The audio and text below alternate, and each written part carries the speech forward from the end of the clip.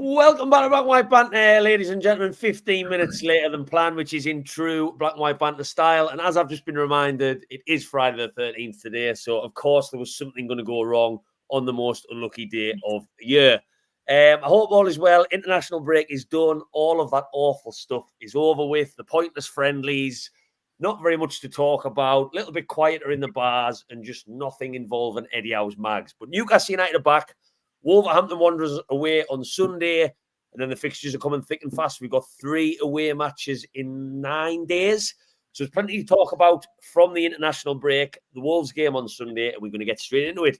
So I'm joined by regular faces, like I say, 15 minutes later than usual, but everyone expects that of me now. I'm joined by Coldog. Coldog, how are you? Very well, thank you very much. Excellent. Hannah, how are you? Good, thank you. Expecting another massive performance on this one, as we were just talking about before this went live, after the many comments that came in saying how good you were on the last one. No pressure. No, absolutely no pressure at all. No pressure at all. And Lee, drafted in at the last minute, not actually on this one. How are you, sir? I'm very good, thank you. Good to see you all. Yes, good. Right, everyone's good. Everyone's happy that the football is back. International break. Anyway, comments just coming in. Is there no comments coming in? But what I will say, anyone who's watching this maybe a little bit later than planned, again, apologies. I'm not on a microphone tonight. I'm not on a webcam tonight because I've had issues with that. So my camera's not as good a quality. Not that that would help at all. But I will stick it on the screen. Any questions at the end that we can actually discuss in a bit more detail in the comments, please just put #BWB. Makes it so much easier for me to scan through and have a good old gander and dig them out rather than flicking and flicking and flicking. So please, I'll leave that on the screen for a couple of minutes. First big question I'm going to put on the screen tonight before we get into the Wolves game is Mr. Anthony Gordon in the international break. Now, we went into the international break probably all talking about how he hadn't really hit any sort of form for Newcastle this season. I don't think anyone would argue that he has. 1 goal against Bournemouth, but quite quiet in that match. Not the greatest against Southampton, but I guess nobody was. And then against Tottenham, little bit reserved in that game as well. He's done an interview during international duty where he's basically said how Southgate has cut him in half by not picking him at the Euros when he felt unstoppable. But Lee Carsley has thrown him straight in for both matches. So I'll come to you, Hannah, first, because like I say, you were the toast of the last one. So there's only one place to start. Anthony Gordon, is this international break brilliantly timed for him to come back with a bit more spring in his step? So I think so. And I think maybe not just Gordon. I think a lot of them who went, Tonali, I know will probably come on, but I think I don't like the international break so close. It's so early on in the season. But actually, I think it might have done a few of ours a favour, particularly Gordon, who Eddie also admitted wasn't potentially fully fit, wasn't at his best, hadn't really kicked off like we expected him to. And I think maybe put a bit of uncertainty in our fan base when there was so much noise in the summer about him potentially going to Liverpool and all of that sort of stuff. So hopefully that will have maybe helped him a little bit, because it sounds a bit like Southgate was a bit of a detriment to him in that Euros competition. But I love Gordon regardless, because he's my absolute favourite, like, of everybody. I genuinely think if he left Newcastle, I would cry. Also, he's your top dog. Top yeah, dog. He's not like me, Fabian Shaw, not in that Right. essence. Yeah, to be fair, I haven't heard many females say that, or males. So that would have been a bit of a quirky choice for the one you most want to see with the top off. But fair enough. I think he's my one player who I don't want to be without in any team. I always want him in my team. That's fair. I'll go reverse how I can see the screen. I'll go round the loop. Lee, are you expecting Gordon to mentally, not so much physically? I don't think there's ever an issue with Gordon physically. He's one of them players. Are you expecting him to mentally come back, maybe puffing his chest out into training after the international break? Hopefully, yeah. I mean, Eddie Howe, I think, in his press conference today was asked about him, and he was pretty happy with the way he reported back to training. He said he'd seemed in a pretty positive frame of mind, and in the international break, he just seemed a bit more like the Anthony Gordon we got used to seeing last season. beating players and creating chances. Just looked a bit more lively. I wish he could have got a goal or an assist, but it will come. Very close against Ireland, though, wasn't he? I mean, he was. I think he would have scored against Finland as well if Harry Kane hadn't got in front of him, but Kane was offside. And Gordon had made a good run behind him onside, and Kane got in front. But yeah, I don't think it's ever a player we've been worried about that he's not going to find form. I don't think that's ever been the thing in these first. And it is only three. I can't remember whether he played any part against Nottingham Forest in the cup. I can't remember off the top of my head. It's never many matches in, but I'm feeling like I'll come to you now, Colin.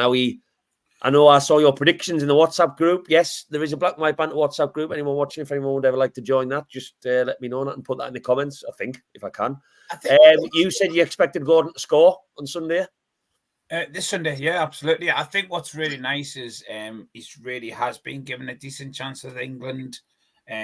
Just in this last two games, he's had given the opportunity and proved that he can be a real threat in international football as well as in domestic football. I think what is really interesting is what his comments were about the Euros. He's open and honest. I like his way.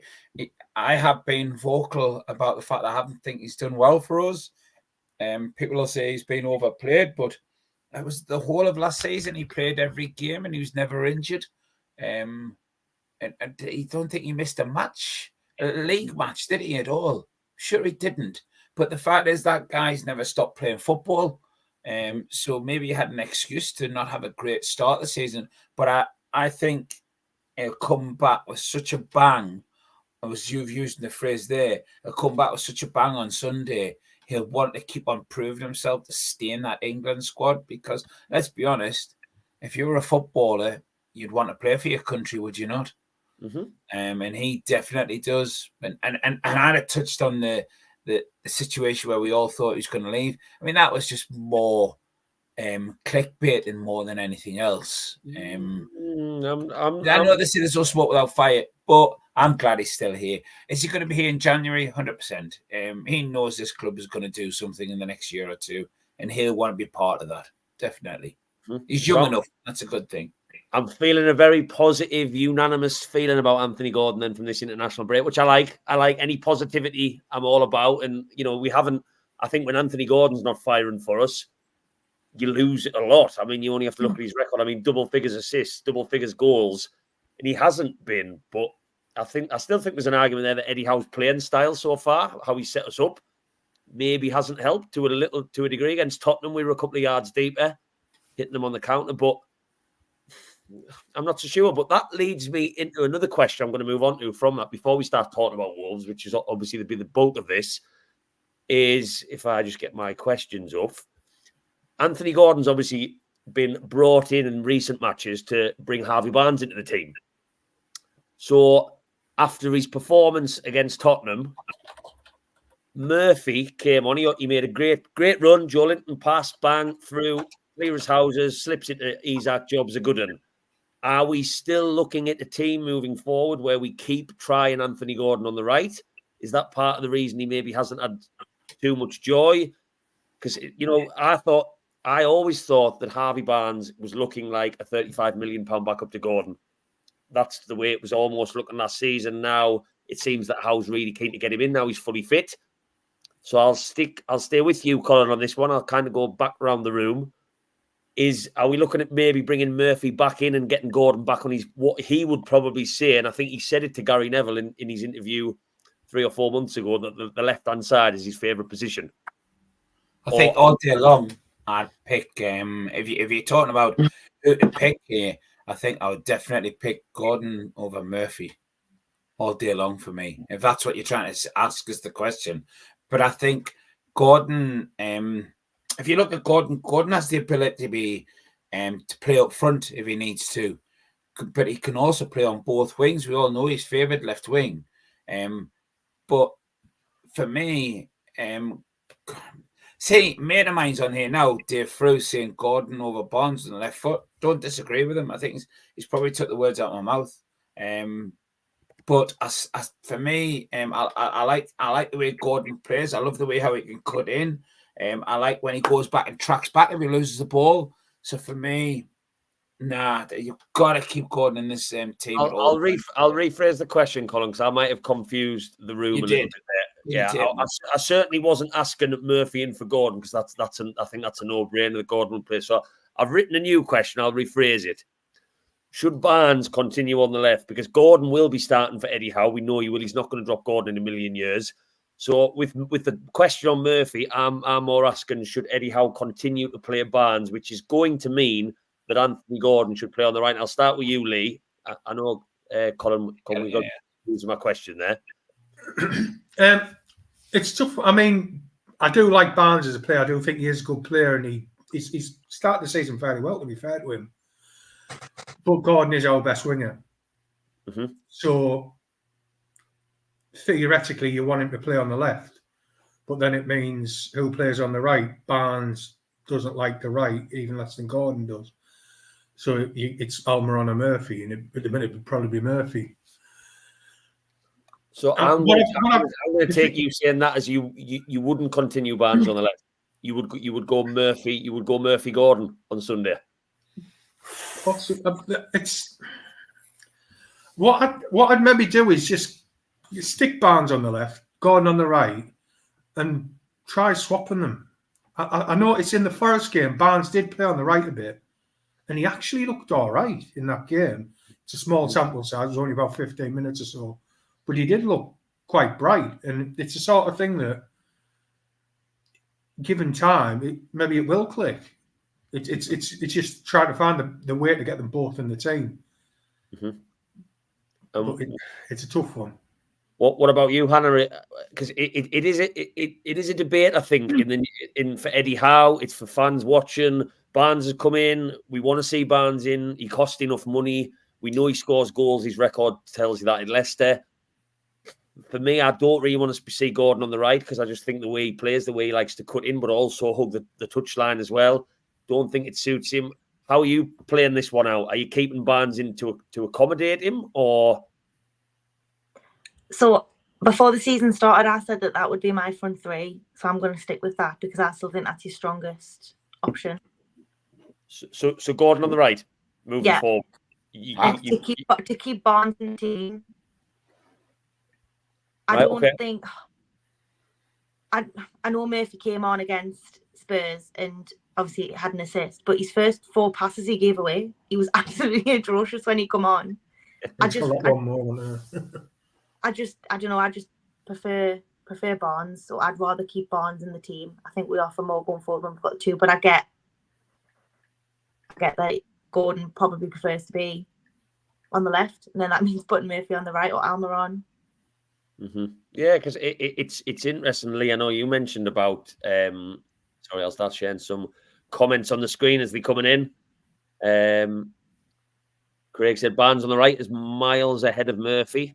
That's an interesting comment, because to say Barnes hasn't played there much in his career, to say that he's miles ahead of a player who's played pretty much his whole career on the right hand side, that's a big statement. Would love to see if Barnes can play elsewhere. Yeah, that's I'm feeling a common theme. How can switch? Yeah, the switch them around thing that Gordon makes a good point, and I think that's really good. I think for any manager to constantly give fullbacks a headache by switching wingers is not a bad thing in a football match at all. Like, I've just learned how Barnes is playing. Now I've got to deal with Gordon. I've just learned how Gordon's playing. That's never ever going to be a bad thing. Okay, let me ask you a question though. Do you think that Howe has brought the players in specifically for that side, or do you think these have got to be versatile players? They should be able to play on the left or the right hand side. I think for me, that's a very difficult question, because you do get versatile footballers by trade. You look at, like, I don't know why he's the first one that's come in my head, but you look at like Vernon Anita back in his heyday, how he'd play right back, then he'd play defensive midfield. I think sometimes he even played on the right hand side of midfield. You wouldn't be able to sort of name what his actual position was, wouldn't you? Yeah, very versatile. I think by nature some players are, but then, like, for example, I look at like a Kevin De Bruyne, one of the best players in the world. I don't think Kevin De Bruyne can play too many positions. He's a central attacking midfielder. He starts things. He likes to get a shot. If you cannot play him on the wing, really, I don't know. Maybe he's a bad example, but I get what you're saying, and I know that's to be honest, Colin, you're not going to like me for this one. That's probably an old-fashioned way of thinking about footballers that they should be able to play 55 anywhere. for Christ's sake, of course I'm old-fashioned. Yeah, I'll let Hannah and Lee take that one. That's just my thoughts. I don't know. Let's stump the two of them. Move on. It's best. Barnes. You can have that one, Colin. I'll let you have that as your moment. Barnes is right footed to put him on the right. Get in your box, Colin. Jordan's in the building. Bonjour, Jordan. Feel like Barnes is very impactful in small doses of time. Murphy does have a hell of a cross in him. I agree with that. Murphy does have a good cross on his day, but no one on the end of them. Barnes just offers more in general, and Gordon should be more than capable of adjusting to suit Barnes in the team. That is fair. Jordan's leaning a little bit more towards you, Colin, that Gordon should be capable of accommodating Barnes by moving around on the pitch. You're not that old-fashioned. One thing I've remembered, I saw on social media a couple of weeks ago, someone had posted a little screen grab of the documentary of the bit when we signed Gordon, and it had on the scouting screen Anthony Gordon, and you could just about make out right winger. Right, yeah. Right, okay. So maybe, possibly, that we signed him in their mind, it was going to be a right winger. To be fair, correct me if I'm wrong, and I would have to do the digging on this. I think for Everton, Anthony Gordon switched up wings all the time. When he was performing well for them, he wasn't just a left-hand-sided midfielder. He was both flanks. Well, he had to be because he had. Hold on. So I've just scrolling up some facts here, stats here, right? So as you've already pointed out, Gordon last season with 35 games, 11 goals and 10 assists, as we all know, right? Then you look at Murphy last season, 21 games, 3 goals and 7 assists. Now answer your own question. What does that answer? Well, the fact that in the ratio, Gordon's a much more fancied player over Jacob Murphy, isn't he? I would argue on the stats front, though, there's a lot more than just goals and assists. Like, I know Murphy last season, in terms of our XG, was one of our highest performers in the season, which took me by massive surprise. And I'm not arguing about that. The fact is that Anthony Gordon will go back and defend. He'll go back and win the ball as much as Jacob Murphy will do, and he can't be that far behind on all the action if he's played, because that lad runs constantly. He's about all over. So the fact is, I would, for me, try and keep Barnes in some ways, but he should be versatile. But I think, for me, definitely Gordon has to be on that pitch every time. I'm sure Hannah agrees with that. To be honest, I do. I don't think that's not in doubt by the sounds of things at all. That moves me on to my next question, though, with regards to Eddie Howe's headaches that he has and the ones we'll be wondering about as kickoff approaches on Sunday. And that is, of course, the big one, the very, very big one. Sandro, ole, ole, ole. I wish I had a drum. Right, anyone? There you go. That's all I needed. I just need someone now, maybe on like a violin or a guitar or something. Unless you've been living under a rock, Newcastle fans, if you haven't seen Sandro Tonali's assist against one of the best teams in the world, I would actually tell you to stop watching this stream, go and light some candles, get some mood light, and maybe pour yourself a glass of red wine and sit down and watch that assist, because it is absolutely beautiful. And not only that, but Sandro Tonali played 90 minutes in that match in a 3-1 win. I mean, if that doesn't tell you what kind of player we have on our hands here after 10 months out, then I don't know what will. But the big question is, I'm going to go, I've got the comments coming in. I'm going to assume that the answers on this one will be unanimous. Sandro Tonali, does he start? I'll start with you this time, Lee. Does he start on Sunday?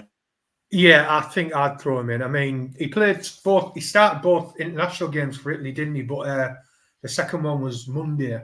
So they've had nearly a week to rest up and get himself ready for the game. So I'll be very tempted to chuck him in.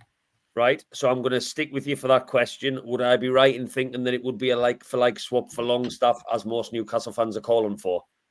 More than likely, yeah. It's hard to see him replacing either of the other two. Mm-hmm. So, yeah. And you, Hannah? Yeah. Like no doubt. Longstaff Tonali, how we let's not make that comparison. I'm going on looks at this point, right? Let's.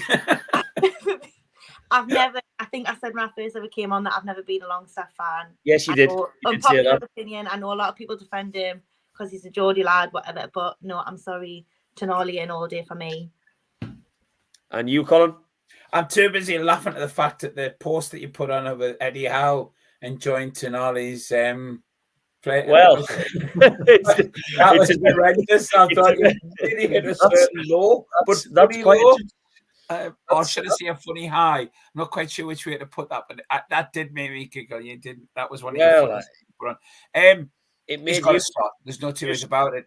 Somebody said something in the comments there, saying he's going. Was it Craig Roxburgh said Tonali's going to be our main man? And I think we'll see Tonali is going to be oh God, I'm going to get absolutely slaughtered for this. I think Tonali is going to end up being our man of the season, player of the season for the fans. I genuinely do. And I think he'll be the one that, oh, fucking Jesus. I mean, for this one, I think he's going to be a far much more needed player on the pitch than Bruno. Well, I'll add to that controversial opinion. I think me and Colin have already discussed this, actually. I think we discussed it in Nottingham Forest when I was stood next to you. My controversial opinion, which again, I hope people destroy us in the comments. That's what I love. I love a bit of that. I think Sandro Tonali, when he's fully fit, is a much, much better footballer than Bruno. Totally agree. I think he's more talented. He covers more blades of grass. He can pick a pass without even thinking about the pass. And I know Bruno can do a lot of that. And this is not the Bruno slagging match from me at all. We all know how good Bruno is. He's got the emotional connection to Newcastle that Tonali will never have, ever. But yeah, so I'll piggyback on that comment. But maybe the two people below us in this conversation might disagree. I don't know. Bruno hasn't been the Bruno that we know, I don't think, so far. And I know people love him, but like, can he stop celebrating every single challenge that he makes? Like, that really gets me. Can you imagine? In the 12th minute I know it's not a Bruno slagging match, but you know, it's things like, I don't know, he's given us a little bit of an element of like, you get the ick. You get the ick, aren't you? Yeah. I remember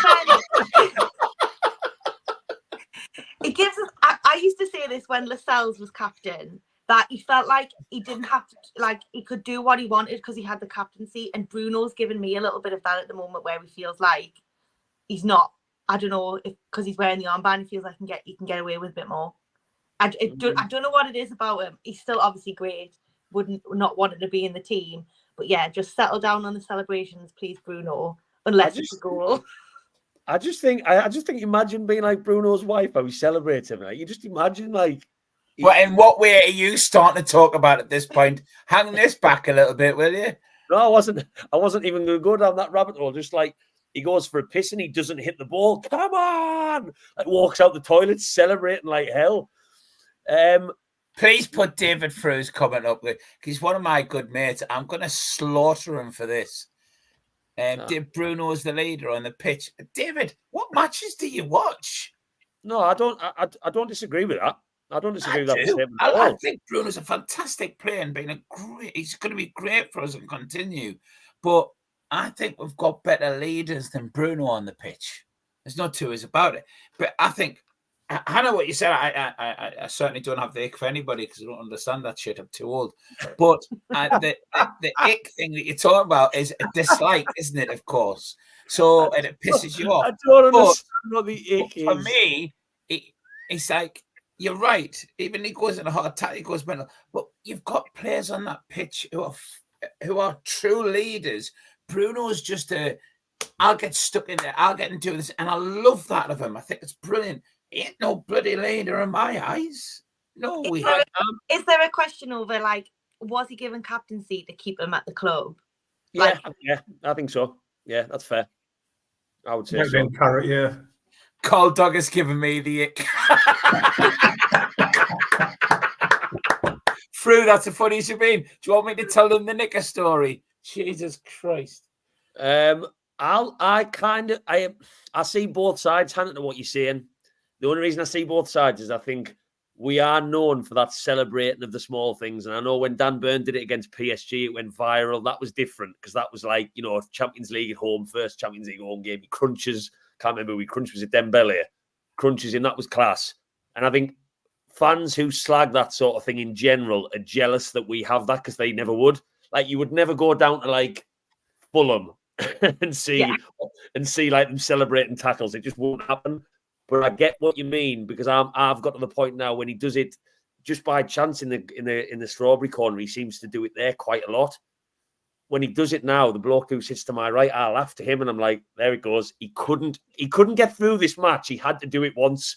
Even if it's the smallest thing, he has to celebrate. I do get it, but sometimes I get a bit frustrated, particularly with Bruno when he's not playing his best and he's standing like this, like getting the crowd. And I'm like, you give me a reason to cheer for him then. Like, 100%. You know what I mean? I agree. But do you know what, though, Hannah? When you've got somebody like, you know how much cheering goes in the corners, especially the corner, like, I'm not slightly in the corner, but near there where you are, Matthew. And when somebody like Trippier comes and takes a corner or Gordon comes and takes a corner, the lads will just turn around. You'll not see them, come on! They just clap their hands because everybody's singing to them. Bruno would be the total opposite. He'd be starting singing in with them and telling them, come on, louder. I'm not saying don't do it at all. I think there's times in the game when it's more relevant to be done. Like if you're playing, I don't know, Man U or Man City, and in the last minute you've made a great tackle to stop you conceding or whatever, then I get it. Or like if there's a bit of momentum and we'll get a corner and like, we're on the attack and we haven't scored yet. But I just think Bruno just seems, I mean, we could go on about this all night, I'm sorry, but Bruno just seems to do it for everybody tackle he makes. Well, I'm hoping, just before we move, because this has gone down a right rabbit hole after asking about Sandro Tonali, it really has, but it's an interesting rabbit hole, and I like those sorts of rabbit holes.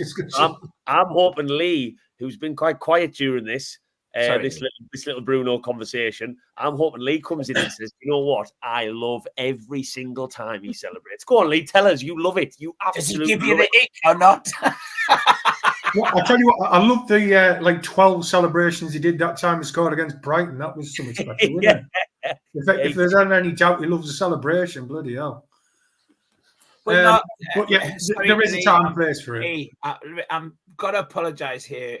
Ian Railton, we're not slagging them off. We're just having a conversation about them. We're just having a bit of a jokey conversation. We're not saying, Bruno will be on the pitch for me every time because of the way he's passionate. All we're saying is, as Hannah's put it, she's guided us down this rabbit hole that we shouldn't get in, Hannah.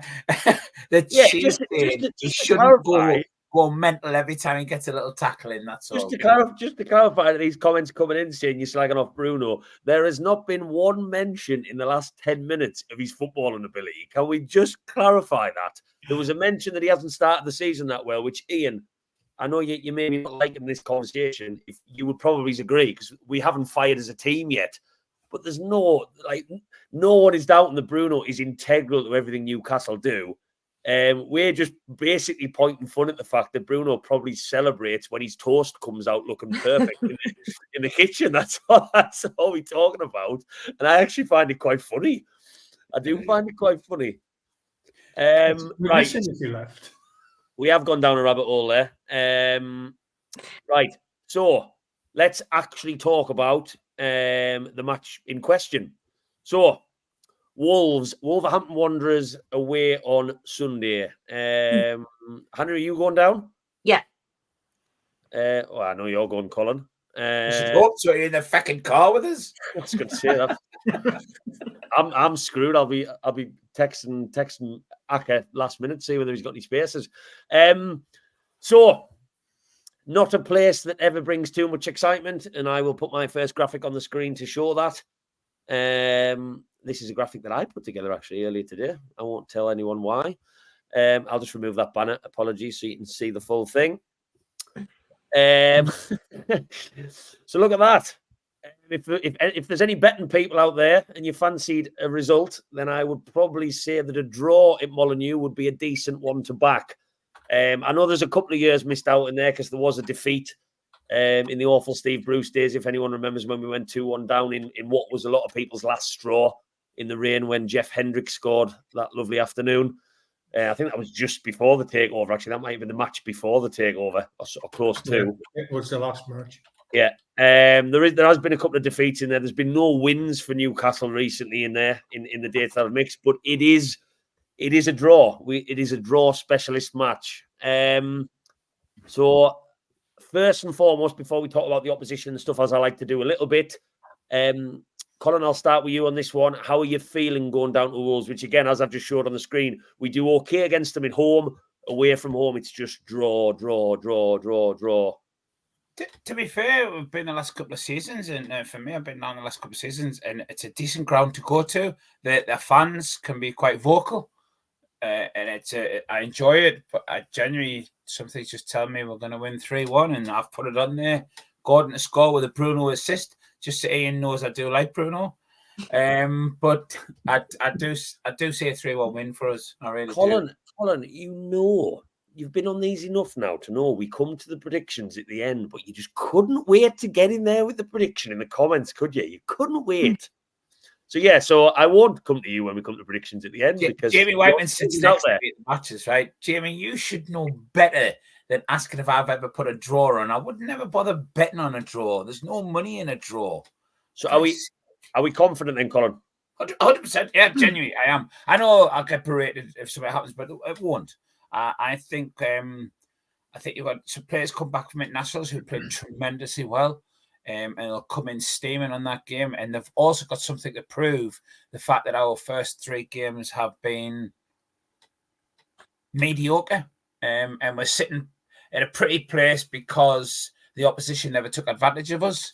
So from that point of view, I honestly do see a good away win on this one. We'll be celebrating very much so on the way back, definitely. I certainly hope so. What about you, Lee? How are you feeling for Sunday? Reasonably confident. I mean, Wolves' famous last words, but they haven't had the best of starts of the season, and they had a bit of a shocker at home to Chelsea a few weeks ago, didn't they? They did. 6 goals, so you've got to think we can get at them. It's just our away form has been, for a while now, a bit sketchy, hasn't it? We just can't seem to control games away from home. So, I mean, maybe with Tonali in the team, that's the sort of player who can help us control games a bit better. Mm-hmm. So, yeah, won't be easy, but hopefully we'll have enough. And what about you, Hannah? Will you be getting the drinks down your neck before the match in the pub, confident, or more just? I get the drinks to make us confident because I'm always coming in with the neck. Yeah. I'm saying that it's normally the drinks that make you that way. That was probably a poor way of wording it, wasn't it? Yeah.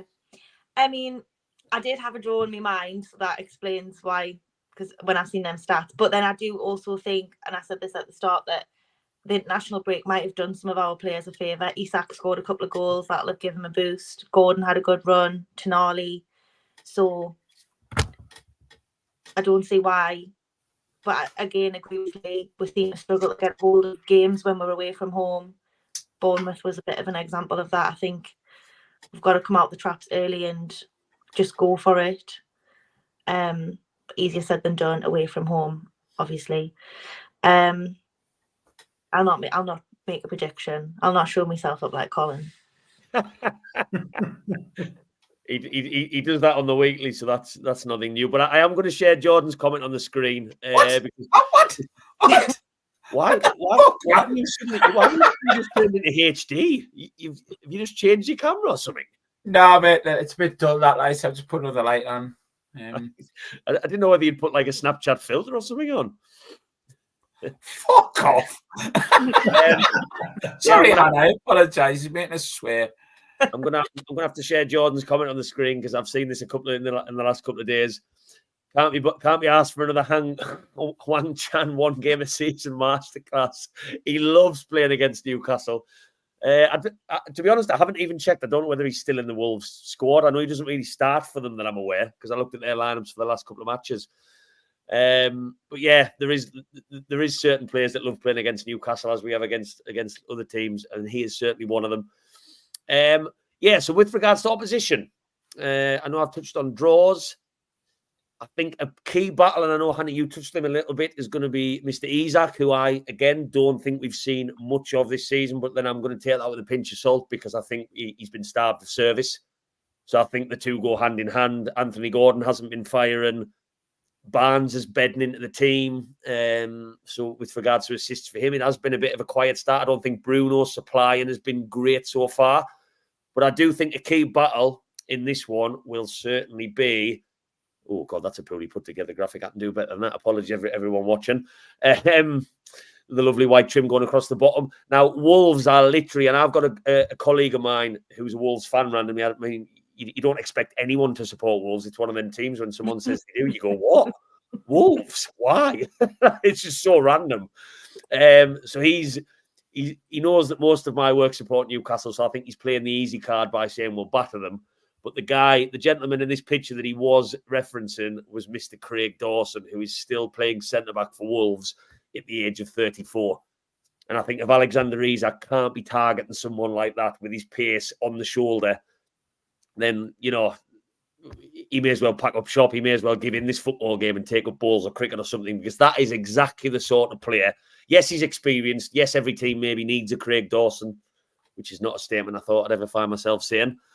But he's an experienced head. But with regards to what Isak can do to him, I think that's one area. One interesting player for Wolves, which I think is worth mentioning, I think it's going to change how they play a little bit, is this Norwegian striker that they've signed in the summer, who is 6'4". Now, Cunha, who is normally their main man, he's not leading the line for them anymore. He's playing off this guy. So there's a very high chance on Sunday that Wolves might play a little bit more physical.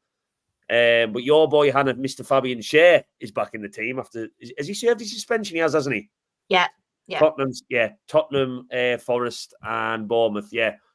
So you would expect him to go back to a Dan Burn, Fabian Schär combination. But it looks like Wolves might play a little bit more physical, which I think is a little bit new for Gary O'Neill. I wonder whether that's why their start to the season hasn't been maybe what their fans want, including that absolutely demolition from Chelsea. Let's just share some of the comments coming on the screen. I guess living from these days, and remember, Wolves is a completely different beast. The Dingles.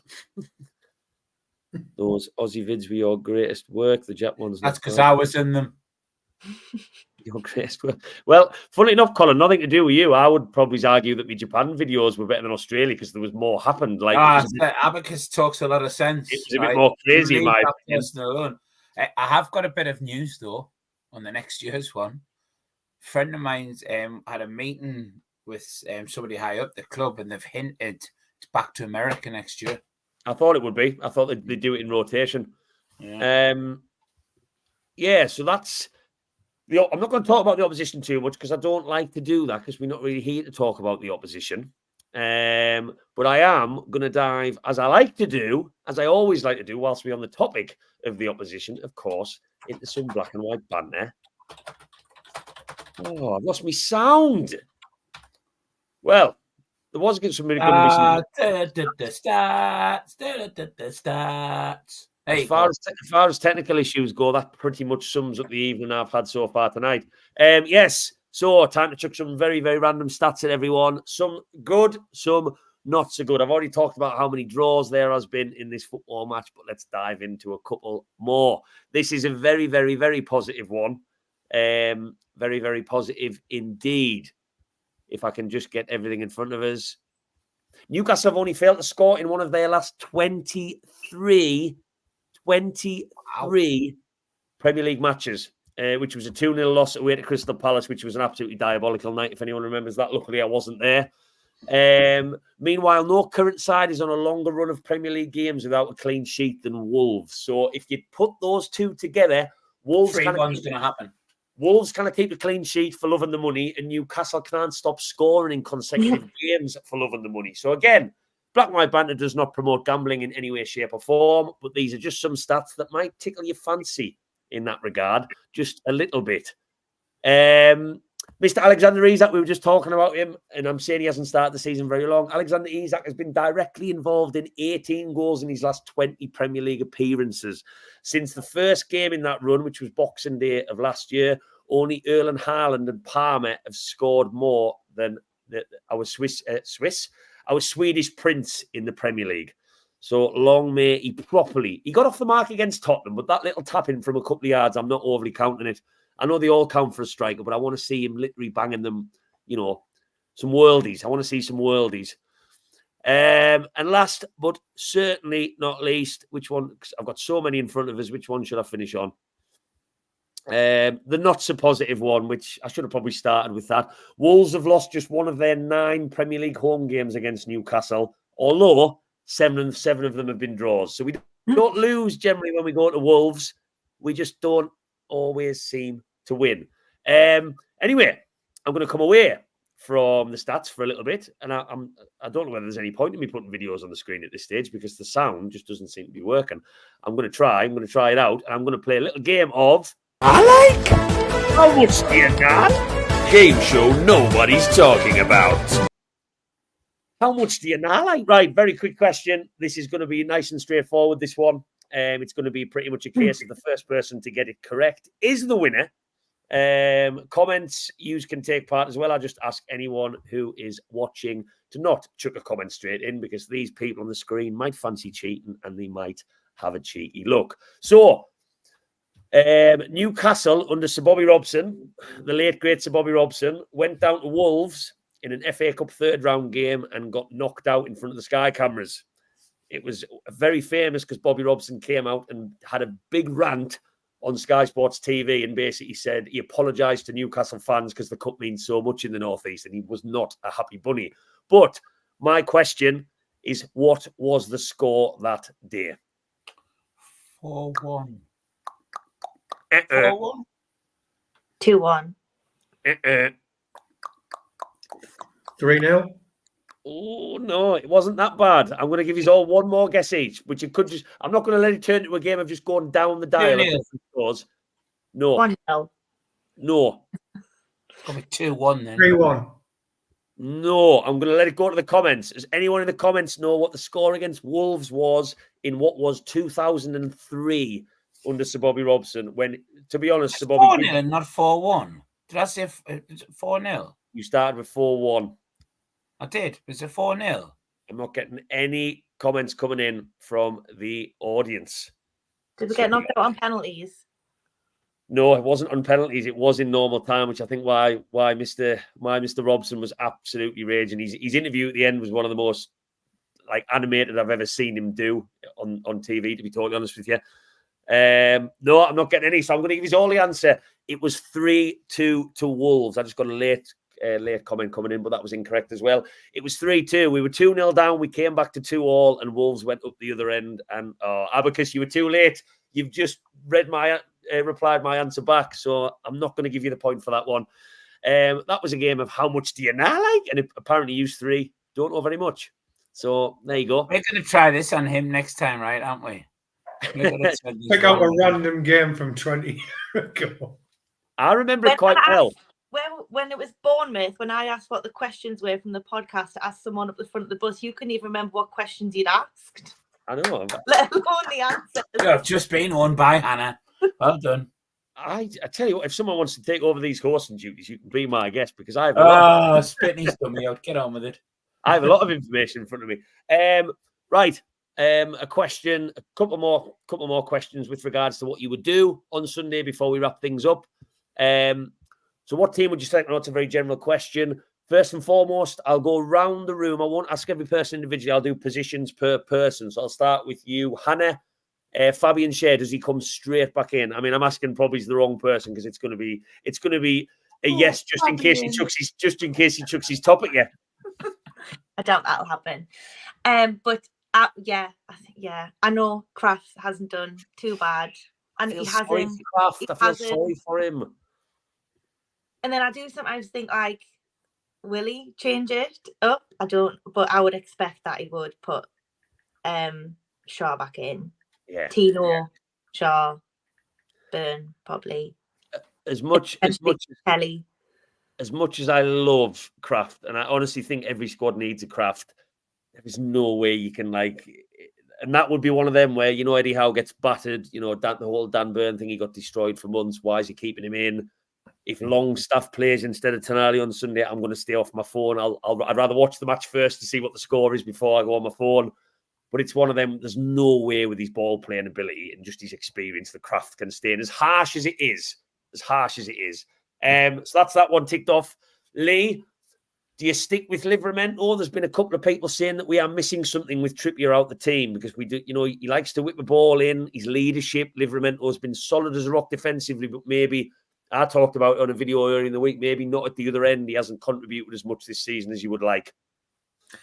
Yeah, I mean, I think he does see Livramento as his number one right back now. I think Trippier's been told that. That's why he was linked with maybe leaving. But yeah, Tino doesn't give you the same sort of crossing and the dead ball ability that Trippier has, but I think he'll pick Livramento. To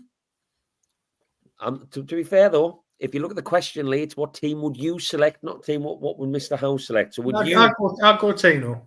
Good Tino, right? I know we've gone kind of round robin, Colin. I'll come to you for the next one in terms of positions. Now, a big debate again, which I haven't even talked about much on this video. I know it looks like Wolves might play the long game a little bit in this match with this new tall striker they've brought in. Are you playing Hall at left back, or are you going for maybe what Eddie Howe might think with Kelly in his height? And obviously that's the main option now, is it? Because Matt Target's still the missing man. Kelly's still bedding in. You'd have to pick Hall because he's had a lot more gameplay with these players. I think Kelly's still bedding in, so I'd be starting with Hall and leave, and he could switch over with Kelly on about the 65th minute. Happy days. That's pretty much the defence taken care of. We know we're going to go Joe Linton. I'm not going to ask anyone that. We know we're going to go Bruno, despite Ian maybe thinking that none of us do want Bruno in. Ian, if you're still watching, we all want Bruno in the team. We all love Bruno. Forward positions, we've talked about Murphy, we've talked about Gordon and Barnes. So I'm going to put you on the spot a little bit more, and I'll go around all three of you to finish on the team selection. I'll start with you, Colin, and go back. Who's your front three? I'm a bit old-fashioned. Oh, that's just gone off. A bit old-fashioned. I think I'd like to see two up front, mate. I would like to see somebody alongside Isak, or just slightly sitting behind Isak, who can put through for him but has strength. And I'd probably like to see the likes of Barnes sitting just off to the left-hand side of Isak. And the two up front, it's not going to happen because the 4-4-2 game seems to have disappeared for most teams now. I think they're going to leave Isak up front and hopefully have his two other attackers are going to be he's going to be on the wings. I hope to cross for him. I would hope, but Isak's got to start. There's no two ways about it, and I'm going to stick with having Gordon up front there. I just don't know, probably Barnes on the other side. So who that just opens up? I know that I was going to just keep this round robin around the room. If you want to play 4-4-2, that opens up a lot of different questions, I guess, in terms. It does. It's not going to happen. So it's a question. There's no point, going into because no. I'm really interested because obviously that's as I said to Lee, the question is not who Eddie Howe would play. So I would pick a 4-4-2, and I would pick personally. I would sit with Barnes just sitting not directly in the two, but just slightly off to his left of Isak. I think it's a great position for her to play with him, but that's just the game, the way I watch the game. And would you, with regards to midfield, though, assuming you would want Joe Linton, Bruno, and Tonali, and how would that play in the four? Because you'd have Gordon, and then in the four, who would be playing as an attacking midfielder, wouldn't he? So Joe Linton on the left? Yeah.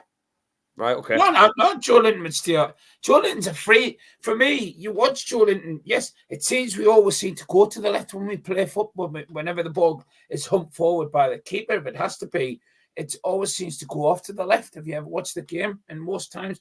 But for me, Linton could play anywhere. He could play right along that midfield patch. He doesn't have to be on the left at all times. You might all disagree with me, but yeah. I just think 4-4-2 is a little bit more of a regimented system, if you like. It's not if you play the system how they used to play it, when you had 4-4-2 and you would then switch it over to have 5-3-2 where you'd have the wing backs coming forward. You don't ever see that these days. It's not the way the Premier League plays, because the managers have to play against another team who have got a new way of thinking. So they have to have a new way of thinking. So the old ways that we would see a 3-5-2 or a 5-3-2 or a 4-4-2 isn't so much in play as what you used to see. You see it further down the leagues. You'll not see it as much in the Premiership. And what about you, Lee? What's your front three? I think Isak, Gordon Barnes. Isak, Gordon, Barnes. What about you, Hannah? Isak, Gordon, Barnes. Isak, Gordon, Barnes. I think you'll pick Isak, Gordon, Murphy. I'll be honest. I've got a soft spot for Murphy. I do, and I've said that for again. I know we talk about controversial opinions today. It seems to be the theme of today a little bit. My controversial opinion at the start of the season was that if Murphy plays a lot of football, thinking that he would, because I didn't think he was going to play Gordon Barnes in the same team, that Murphy's stats at the end of the season will be pretty good in terms of like chances created, assists, goals. Now and again, he'll contribute his fair share. And I'm not for a second saying that Murphy is a world beater. He's got his level. No one's going to come in for him. He's not going to be that sort of player where we fighting off bids. But yeah, I'm not against Murphy being in. Before we get into predictions, because I always finish with predictions. Hold on, Matthew. Please have a look at the comments of Mark.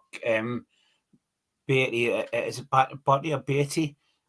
Please put that up, because I think it's really interesting what he said. Sorry, Matthew, didn't mean to interrupt, but just what he's picked his team. It's a second off the end. Yeah. I was just going to do a round robin of comments just before we moved on to the next topic.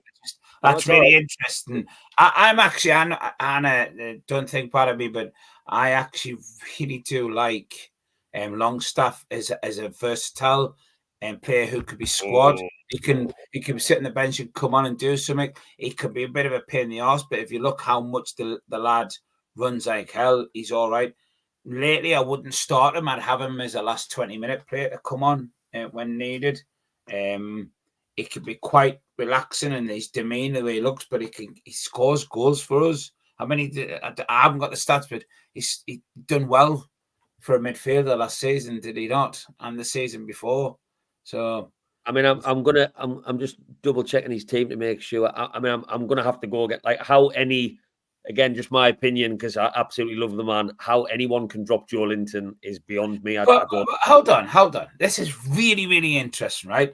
And I don't disagree with what either person's saying here. But Big Joe's had one decent game out of 3 this season. Right. And we all come out and we absolutely How many has Bruno had? I was just going to say, by the same argument, you would want Bruno straight in.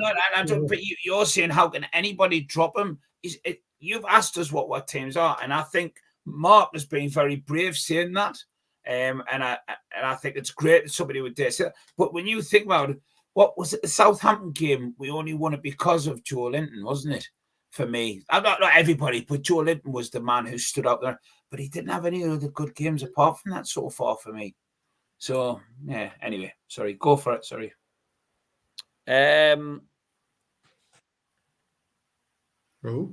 Oh, right. This is just talking out to say anything you want. Right.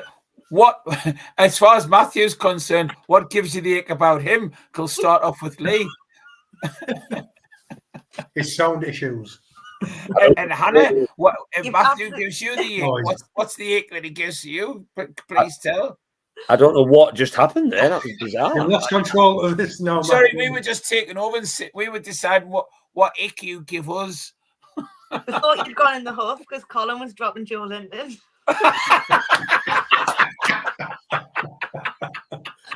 Can you imagine? If I went in the huff every time I disagreed with Colin, I would just never smile. I would never ever have a smile on my face. So yeah, I'll get back as I was just going to do before I just randomly disappeared off the screen. Comments on the teams. I haven't kept up with comments as much tonight because, well, sometimes I just get involved in the conversation on the screen. So apologies. I'll always apologise for that. Again, very quickly, I'll say one more time because I'm only going to be on for another 5 minutes or so. Anyone has a question that you want discussing in about 5 minutes, just put hashtag BWB. I think there was only one came in at the start. About anything Newcastle related, anything about anything. Right, where are we at in the comments? Let me get some people's opinions on teams. Teams. 4-4-2 with Tonali's a false right. 2 coin phrase is kind of your way of thinking, Colin, it seems. David, 4-3-3 is the new boring 4-4-2. We've shared Mark's teams. Joe Linton is more important than Bruno Tonali, in my opinion. He needs to be in the middle of the park. Yeah, I wouldn't disagree. But what? I think Joe Linton... What? Do you know what we were talking when he went off screen? What gives the ick when he says stupid things like that? What? You're already saying so. You at the start of this, right? It was Sandro, ole, ole, ole, Sandro, and now you're saying you'd pick Joe Linton over both Bruno and Tonali. When did Joe Linton come in to be singing Sandro, ole, ole, ole? I wasn't. You just said Joe Linton. You've agreed with Tom saying Joe Linton's more important than Bruno and Tonali. Well, I mean, he's more important than Bruno, but it's going to be proven he's not going to be more important than Tonali. Currently. Say stop going backtracking, right? What am I back? Right, well, listen to this on the way to Wolves, right? And you'll be going, shit, I did say that, didn't I? I'll keep sharing the comments, but Marcus dropped Big Joe. I can't imagine that universe. I agree. I'm not opening that kind of worms again, but I do agree. Yes, but Joe Linton 7 has not been his best and a bit of a yellow liability. That's an interesting comment. A yellow is that a phrase? So Bruno. I'm going to put that one in there. So is Bruno. They're all as bad as each other in the middle for potential yellow cards. Call Dog right. Big Joe is erratic. He also did well versus Spurs. Yeah, I mean, he got the assist before the assist against Spurs. Again, I don't think Joe Linton was great against Spurs. I thought he's better. If Murphy played every minute in a 30-year team, I think he'd get 15 goals and assists. Yeah, I would probably agree with you, Tom, there. As I said, I think his stats will be okay. You guys are the new improved tool review channel. Oh. Tell you what, that's canny praise for the guys who go live about 3 times a day, every single day. That is very big praise indeed. I'll take that, Mr. Abacus. That's only because they don't see us so often. That's why. Maybe. Also, the fact we don't like rant 24/7 as well. Oh, sorry, I'm not allowed to say things like that. I'll get a slap around the head from the YouTube police. Two controversies, even when below par provides the steal, which would be very evident without Big Joe there. He's the target for every long ball. Yeah, when we do play that way, I would say that's Bruno and Tonali should be starting every game, no ifs or buts, in my opinion. Yeah, I think that was a bit of a unanimous. I think we all agreed on that.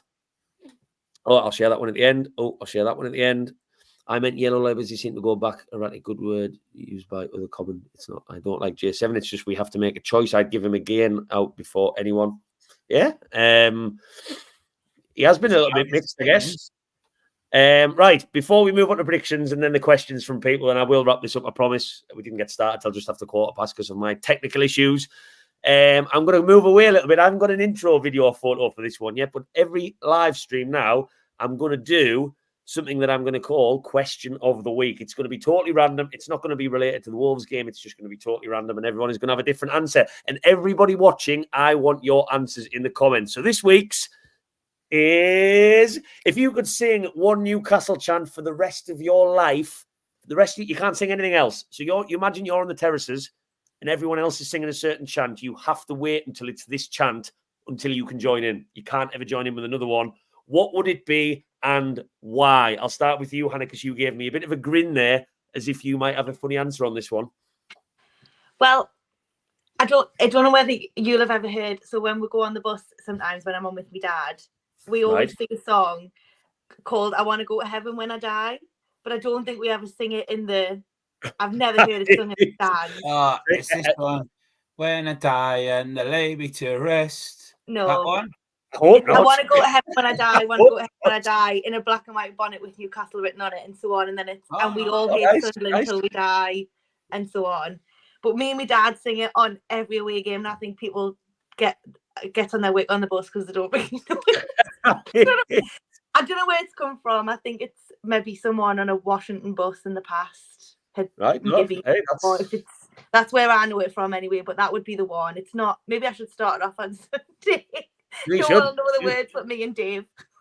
Well, if this game existed, you wouldn't have a choice. It'd be the only one you could sing. That was a very interesting start. I'll make my way up. Lee, what would yours be? Remember, you can only sing this forever. My favourite one ever was the Colaccini song. But obviously it'd be a bit strange singing that now. I mean, some people still do sing it for some reason. Out of the current songs, who's that team called? We call United. That one. Right, okay. That's my Yeah. favourite one now. Got 2 answers for this. No, you can only have one answer. No. You're going to love the second one, though. You can only have one. If you Okay. can only see, I'm look at the word. stuck Look at the word in your question. Hold on. Okay. Okay. I'll go for this one. All right, man. Hold on, man. So what I'd go for is I'd be stuck in a loop watching the same game over and over again, and it would be the 3-0 against Man United. Well, going, you've seen United now. Fuck off home. That was one of the best things at an away match, because them red wankers sing that whenever they're winning, and for Newcastle fans to turn around and say, "You're saying United, no, fuck off home," and that, apart from the other songs that was on that night, which is Old Trafford's Falling Down, that was fucking brilliant, honestly. And I could do that part of my life, that 90 minutes on repeat for the rest of my life, and sing that song to them fuckers. You've kind of gone down more like the memory chant route with this one, though, Colin, I feel like. Because if you were all in right, the then the other one I would have picked and sang forever is Lauren Robert's song. Lauren Robert, everyone knows his name. Yeah. I needed the memory jogging on that one. It's been that long since I've really seen him. One of my favourite ever Newcastle players as well. So it's bad that I know what yours will be. Because if you were gay, you'd be after this bloke. Honestly. I'll share some of the other ones on the screen first. I'll share some. Come on, no. Forget that for a second. Come on, Matty. What's yours? Mine. Oh, it's tough though, because I wouldn't want to sing about that player for the rest of my life. So it's a difficult one. My favourite chant, because it's like I'm in the club with a vodka Red Bull in my hand, because it gets faster and faster. He's fucking magic, and don't you fucking know? I'm midfield maestro, Joe Willikinio. Absolutely love it. He came from Arsenal because he wanted a chance to join them. I fucking love it. Sorry, pardon French. Love it. See, I'm going to have that in my head all night. Thank you very much, Colin. Let me share some of these on the screen. Sandro Ole. That's pretty basic, but yeah, it is catchy when everyone sings it for hours and hours and hours and hours on end. You're not the only one, Lee, on the Colaccini. ADB's bringing that one to the table. Adam's got Hey Alan Shearer. Yeah, I mean, it's sang about Callum Wilson now, though, so that one's been adapted, which I'm not a big fan of when a player's song gets adapted to somebody else, to be honest. I didn't like how we took Richie's song and gave it to Bruno when Richie was still at the club. That's a bit of a line, isn't it? That's a bit of a piss take, that, actually. When you think about the squad. We can do what we want with Callum Wilson. That's fine. We can allow that. Right, okay. Yeah. Right. Hannah's spoken. Hannah has spoken. Blade and Races, yeah, classic. I do like Blade and Races. The empty seats one amuses me. Yeah, that's more. I like David Brew's answer. Tell me, Ma won't be home for tea. Let's hope we're singing that a little bit more, Mr. Abacus. That would be nice this season. Is this a library? Oh, Jordan, like banter now. Cough home. Jordan's got Jordan. So the only reason I don't like the Joe Linton scores again one is I feel like last season we stole so many chances from Man City. Man City, to be fair to them, and I don't have a massive issue with Man City anyway. Man City do start a lot of chance problems because they've got such a worldwide fan base. Like I think the Joe Linton one who was that about? It's definitely started with Man City. I'm sure it did. And then Arsenal took it for Havertz, and then we took it for Joe Linton. I like the ones that we've kind of made up with. I know, but to be fair, there's an argument that's why Blade and Races is a good one because it's ours. It's like hours and hours alone. Yeah. Although Bolton sing it as well randomly, don't they? Yeah. Eddie Hayes, a great question to ask next time. What's the worst away song that is up? Not ours, from the home team that we go to watch. What was the game we've just been to, Matthew? Last away game. We'll meet again. Nottingham Forest. We'll meet again to the Mackhams. Yeah, that's a decent one actually. And what did Forest sing? They sing Molineux entire, don't they? Oh my God! Oh good God! How sick is that? It's absolutely terrible. Really bad. Although something good in your world, doesn't it, Hannah? Yeah. We are getting into last couple of things. So without further ado, Colin, you might be excused from this one actually because you slipped in there too early. You were too eager to see how confident you were. Let's get the predictions in very quickly in the comments, everyone. Before I do wrap this up, get your predictions down. I'll share them on the screen quickly. Hannah, I'll start with you. Colin's obviously gone for 3-1 with Gordon to score first, I believe you said. No, score a goal, I said. Score a goal. I'm going to go 3-0. Oh, you weren't saying that earlier, were you? I thought you were kind of going towards a draw earlier. Right, well, You leave her alone. No, I'm happy. I'm chuffed. I'm chuffed with that. No, my head says, yeah. No, 3-0. I'm going to go 3-0. And I'm going to go, do you know what? I'm going to say Tonali's going to score. Oh, can you imagine the scenes him running into the away end? Oh, well, the long away end. The long stand. He'll have to choose which part of the away end he's running into. What about you, Lee? I'll go 2-1 Newcastle. First scorer? Or scorer, if you want to Harvey just go Barnes scorer. continuous form. That's fair, yeah. Oh, another finish like his one against Spurs, which was delightful, by the way. Out of nowhere, just bosh. There's a lot of comments, predictions coming in, actually. Wayne, bonjour to you. So I've seen a couple of your comments coming in. I hope you're well. 4-1. I love to read that. 2-0. Look at these confident answers coming in. 7-0. I'll bet you a pint. I will hold you to that, sir. I will hold. Actually, forget the pint. You can just do another voiceover for a video for us, and then we'll call it on that. 7-0. You buy a pint? What? No, I think he's saying. I'm sure accepting his pint because you'd never buy one. Well, that's very true. You don't want to see what can I'm drinking. I'm drinking an Aldi special. It was only about 69 pence a can. That was a random number that came in my head. Whoops. Can we go back one little step, please, before you go off this? I think somebody's picked a great chant. One Isaac with the winner. Is that one? This club is my club. Look at all these confident answers. 3-3. We've got into draws now. Hey, 3-3. Entertaining afternoon out. As long as we played a little bit more on the front foot, I wouldn't be devastated if it was 3-3. I said Tonali would score. Isaac, Gordon Barnes 3-1. Isaac got used to a copying each other. Santi and 2 coin phrase. What's going on here? Isaac, Gordon Barnes. You leave Santi alone. He's right. Don't know. Voiceover and buy me a pint. God, happy days. Right. Before we do wrap things up, that's a clean sweep. Everyone's confident. Everyone's fancying us. International football is over. Eddie Howe's mags are back. Anthony Gordon's going to score a hat-trick. Tonali's going to come on and make spaghetti and drink Moretti. Life is good.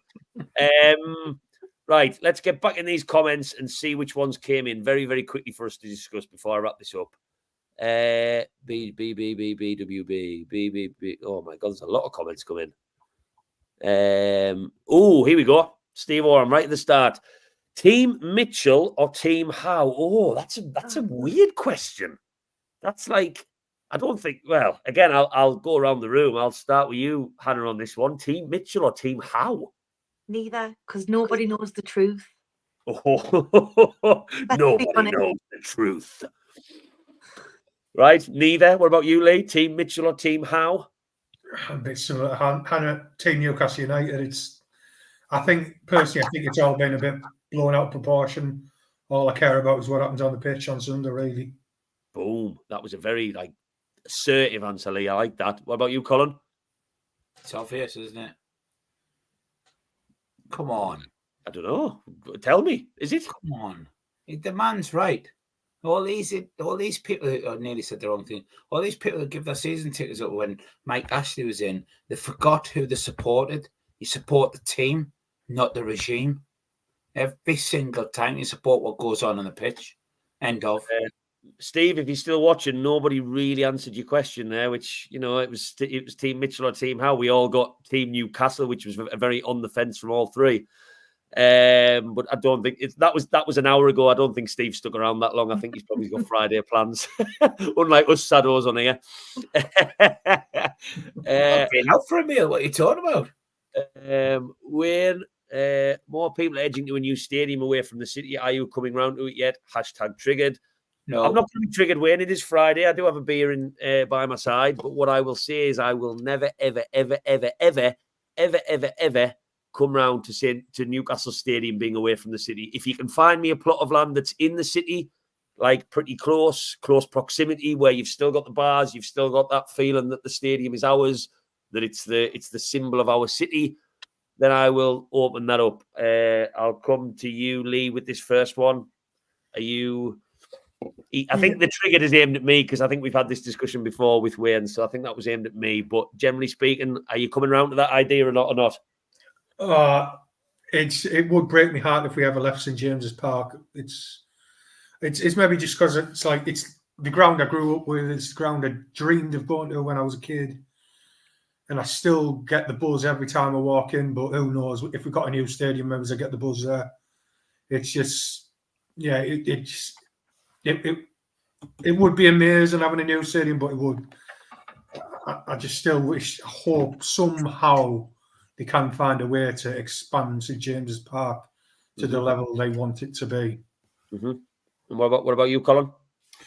I'd hate to move away from St James's Park. I totally agree with what Lee's just said.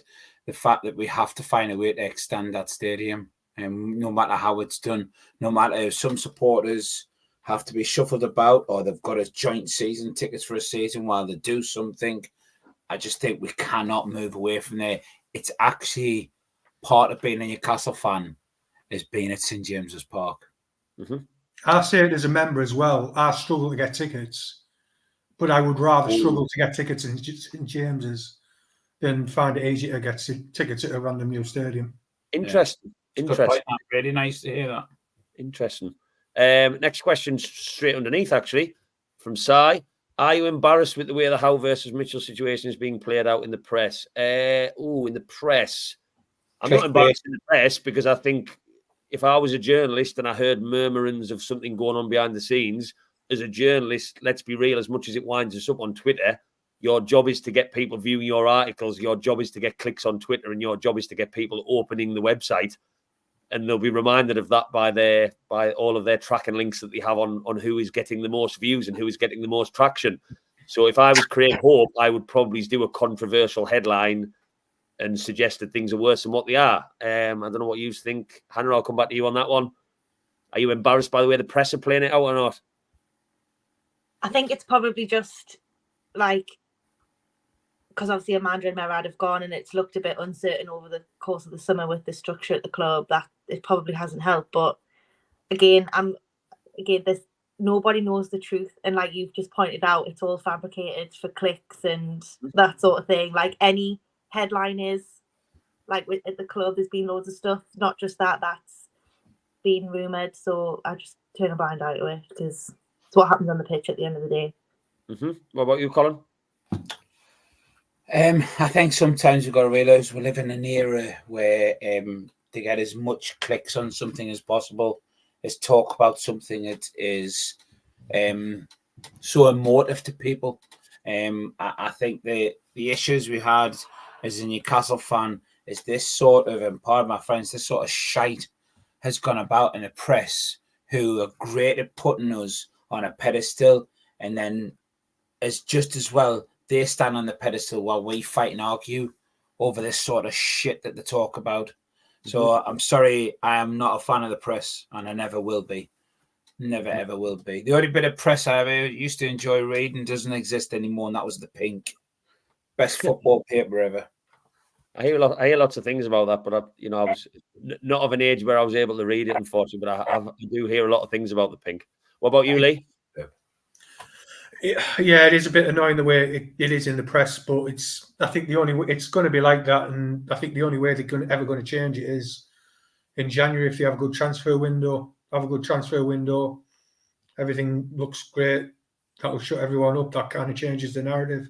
Yeah. I think until then, it's just going to be like this for a few months, really. But I think it's Lee. Do you know what you said is really, really interesting? Because Matthew, do you remember the conversation we had about the fact that if a certain game hadn't been won and gone the wrong way, it was the cup game, and how and nobody's been brought in by the end of the transfer window, and all of that storm had happened, and that came out. Where would Howe be sitting now? But the storm didn't happen.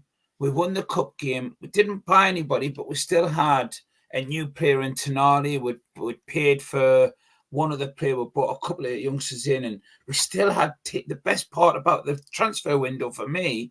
And people are going to disagree with this slightly because of Adam going, but what the guy who went to Forest, Adam Armstrong. No, Elliot Anderson. Elliot Anderson, sorry, my apologies. Going there is the fact we didn't lose any fantastic players. from the squad. And that what you've just said, Lee, resonates with me on what we talked about on not losing anybody, not exactly gaining anybody, but it was just an okay situation, and Howe's still in a strong position. The points we've got, we're still in a cup, and look at the next round. If we don't go through in that next round, then you would start talking about we're going to smash Wimbledon. There's no two ways about it.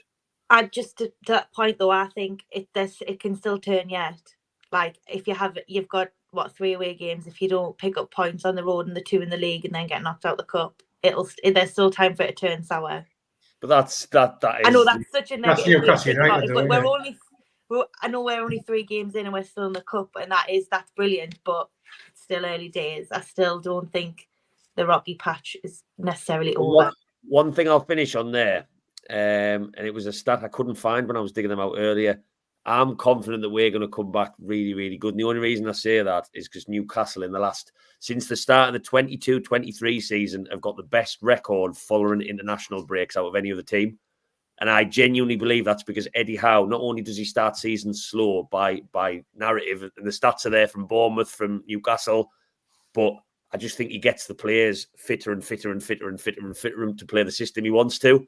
And I honestly think, and again, could be my famous last words to finish this video on, I think with so many games coming thick and fast, and us actually having a decent squad, I think we'll come back from this international break a lot stronger.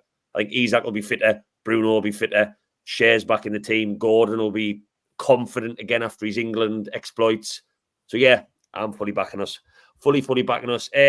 Ladies and gentlemen, thank you very much for watching. All the comments. I did get a comment coming at the very last minute from Mr. Pedro, who I'm assuming is watching. Pedro, I'm going to share your oi on the screen. All I'm going to say is please stop with the comments under my YouTube videos telling me that I haven't posted a video quick enough and that I'm not doing as good as everybody else in the YouTube world. They are getting a little bit exhausting to read. You're giving me an oi in capital letters, but I've had lots of comments from you telling me that I need to get the match vlog out on the night of the game because it's not relevant anymore. So please keep this positivity. Give me more oi-ois in the YouTube comments because it's getting a little bit repetitive. But it's nice to have you join us anyway, even if it was for the last 10 minutes. Colin, Hannah, Lee, thank you very much. I'll see you, Hannah, and you, Colin, on Sunday for what is hopefully another 3 points after this international break in what is a pretty big 9 days. Every match feels big, but when you've got 2 Premier League games and a cup game to go at, it is all pretty big. Everyone in the comments, sorry if I couldn't share everything that's come through. Thank you very much for watching. Sorry it's starting a little bit later, and I'll hopefully be seeing you next week for more Black and White Banter live stream fun. Enjoy your weekend, and fingers crossed it ends on a high. Away, Eddie Howe's away day, international break over.